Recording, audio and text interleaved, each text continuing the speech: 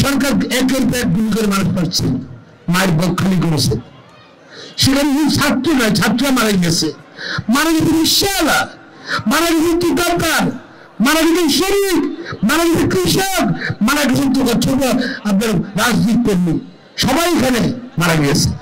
শুধু আত্মহত্যা দিচ্ছে, তবুও ভাঁজনে চলে যাক, আমাদের চলে যাক, দেশটা বাঁচুক। সেজন্য অনেকে গ্রেপ্তার করছে, আমার দলের বিভিন্ন দলের গ্রেপ্তার করছে, আর অনেকে গ্রেপ্তারের জন্য হচ্ছিল, আমারও হচ্ছিল। আমি দেখলাম গ্রেপ্তার করছে, কত লোক মারা গেছে, আমি না গ্রেপ্তার হবো আর কি। মনে হয় নিশ্চয় সুপ্রিম কোর্টের সামনে 4 জন ছাত্র গ্রেপ্তার করছিল, নিয়ে যাচ্ছিল। তখন আমি বললাম যে না, ওরা ইনোসেন্ট, এরা ইনোসেন্ট, ছেড়ে দিতে হবে। বলে না স্যার ছেড়ে দিতে পারবো, এখন ছেড়ে দিতে হবে। তারা গ্রেপ্তার করবে, অনেক মুক্ত খালি মারা গেছে, আমি তো মুক্ত হবে না, গ্রেপ্তার হবে, হলাম গ্রেপ্তার, ছেড়ে দিতে হবে। বলে ছেড়ে দেওয়ার পরে পরে হবে না, এখন দিয়ে যাবে। বলে আমার নদী পরে ছেড়ে দেবো না, গাড়ি আমার গায়ে করতে হবে, রাস্তার উপর দিতে হবে। তারা বলে আমার নাও ছেড়ে দিতে হবে, কিন্তু সাহস থেকে ওদের ছেড়ে দিন, আমাকে গ্রেপ্তার করে নিয়ে যাবো। বুঝলেন এটা? আমি কি সারাদিন মানুষের পক্ষে বলেছি, সারাদিন মানুষের পক্ষে, এরকম আমি সবসময় বলি। তো ধরেন আজকে তারা কি করছে, তারা এই কথা বললো, শুনলে কি করছে, আজকে বিপদে নিয়ে গেছে আমাদেরকে, দেশকে বিপদে নিয়ে গেছে, ব্যাংকে সব টাকা নিয়ে গেছে, সব টাকা লুটপাট নিয়ে গেছে, লুটপাট করে দেখতেছেন না। তাই সরকার চাল দেবেন না, আপনি যদি সংসার সব টাকা যদি একজন লুটপাট করে নিয়ে যায়, আপনি সংসারের পথটাই কি করবেন, আপনি একটির হালত করবেন, একটির হালত করবেন, একটির হালত করবেন। হ্যাঁ ঠিক আছে, মাংসের বদলে মাছ খাবেন, মাছের বদলে সিল্কি খাবেন নাকি? আজকে দেশের অবস্থা হয়ে গেছে, শুনে এমন সরকারের কারণে দেশকে তারা একদম খালি পাত্র বানিয়েছে, বটমলেস দেশকে বানিয়ে দিয়েছিল আপনার। এখন দেখেন তারা বলে কিছুই করিনি, আমরা কিছুই করি না, শুধু উজ্জ্বল করি, কিন্তু এখন আস্তে আস্তে বাড়িছে। এখন ফল থেকে বাড়ি দিচ্ছে, ফল দিয়ে পাত্রকে বাড়িছে, কি করছে তারা, পুলিশ কত লুটেছে। হ্যাঁ এখন আমি জানি কেন এত লুটপাট করলো। আজ পর্যন্ত শেখ পরিবারের বা ডেলিগেশন এমপি ছিল পার্লামেন্টে, তাদের ছেলে মেয়েরা ছিল, নাতি নাতরা ছিল, সবাই সমস্যা লুটপাট করছে।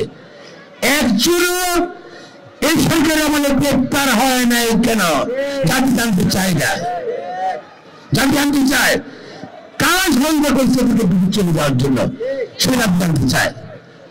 পাশাপাশি যেটা করেছে 8 সালে ক্ষমতা আসার নিশ্চয় আমরা যদি ক্ষমতা আসে, আমাদের ক্ষমতা আসলে ঘরে ঘরে চাকরি দিলে, হ্যাঁ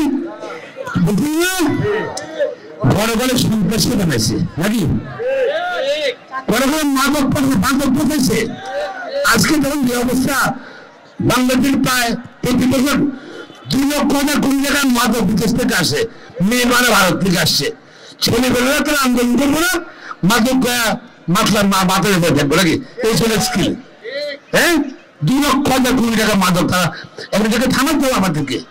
ছেলেমেয়ে সবাইকে আজকে কিন্তু আমাদের মন্ত্রীরা নিয়ে আসতে হবে, দেশে ইনভেস্টমেন্ট করতে হবে, যত ছেলেমেয়েরা উচ্চ শিক্ষিত বা শিক্ষিতরা বা আদার শিক্ষিত ছেলেদের চাকরি বাকরি পায় ব্যবস্থা করতে হবে।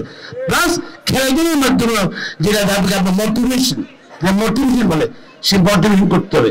আমি মনে করি আজকের এই মোহাম্মদ দেলোয়ার হোসেন স্মৃতি ফুটবল নাইট টুর্নামেন্টের এটা কিন্তু সারা বাংলাদেশে এভাবে খেলাধুলাতে আমরা মনোনিবেশ করি। আমার মনে হয় যুব সমাজকে আওয়ামী লীগের বন্ধুত্ব করা হয়ে গেছে মাদকের, সেক্ষেত্রে কিছু করলে আমরা পরিবর্তন করে নিয়ে আসতে পারি।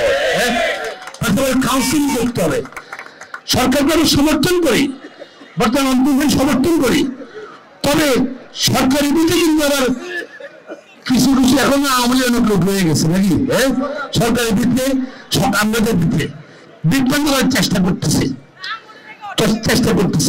আমরা চাই, জনগণ চায় 15 বছর 16 বছর ভোটাধিকার নাই, অনতিবিলম্বে মানুষের ভোটাধিকার নিশ্চিত করতে হবে এবং এই সরকার দ্রুত সংস্কার শেষ করে নির্বাচনের তারিখ ঘোষণা করতে হবে।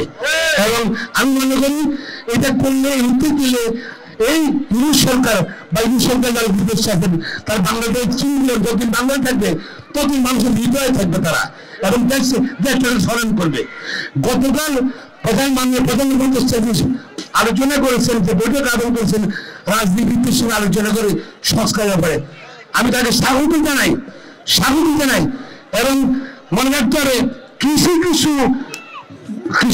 ব্যক্তি বা দল তারা এখনো প্রতি সরকার বা বিটিজির কানেকশনে তার বিভ্রান্ত করার চেষ্টা করবে, ভোটাধিকার নষ্ট করার চেষ্টা করবে, ভোট দেরি করার চেষ্টা করবে। তাদের ব্যাপারকে সবাইকে অনুরোধ করবো সতর্ক থাকার জন্য।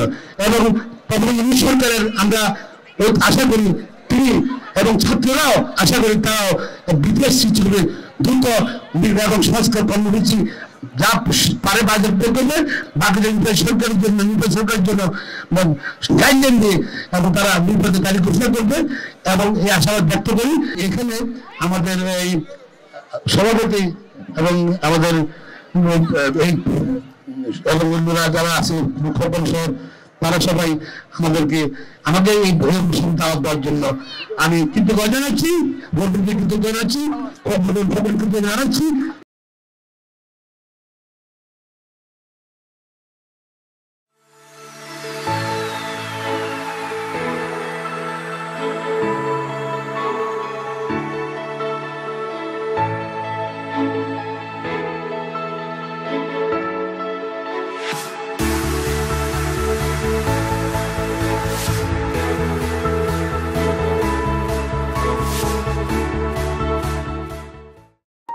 Thank you.